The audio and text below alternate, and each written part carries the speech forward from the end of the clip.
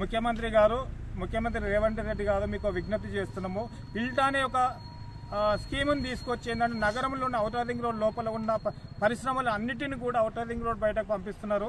దీన్ని మేము కూడా స్వాగతిస్తున్నాం.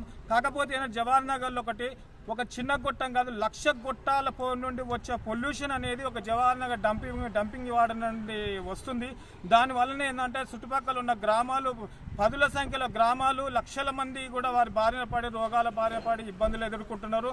ఇంకోటి ఏంటంటే ఇల్టు అనేది తీసుకొచ్చింది కాబట్టి ఈ లక్షల పొల్యూషన్ డంపింగ్ యార్డ్ నుండి పొల్యూషన్ రావడం వలన భూమి కాలుష్యం అవుతుంది, వాయు కాలుష్యం అవుతుంది, జల కాలుష్యం అవుతుంది.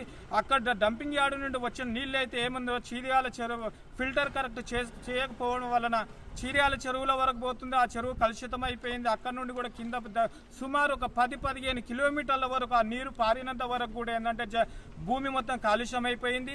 దానివల్ల పంటలు పండడం కూడా నాసిరకంగా వస్తున్నాయి. రైతులు కూడా చాలా ఇబ్బందులు ఎదుర్కొంటున్నారు.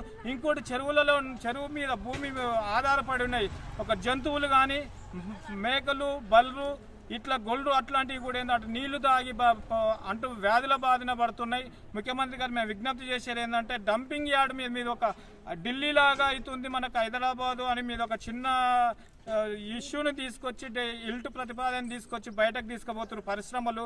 అట్లాంటి పరిశ్రమలు 100 కలిస్తే డంపింగ్ యార్డ్ లాంటి పొల్యూషన్ వస్తుంది. ముందు మీద డంపింగ్ యార్డ్ నుండి వచ్చే వెలువడే వాయు కాలుష్యాన్ని, జల కాలుష్యాన్ని, భూమి కాలుష్యాన్ని తగ్గించేందుకు తగిన చర్యలు తీసుకోవాలని టీఆర్పీఎస్ తరఫున మేము విజ్ఞప్తి చేస్తాం. రైట్.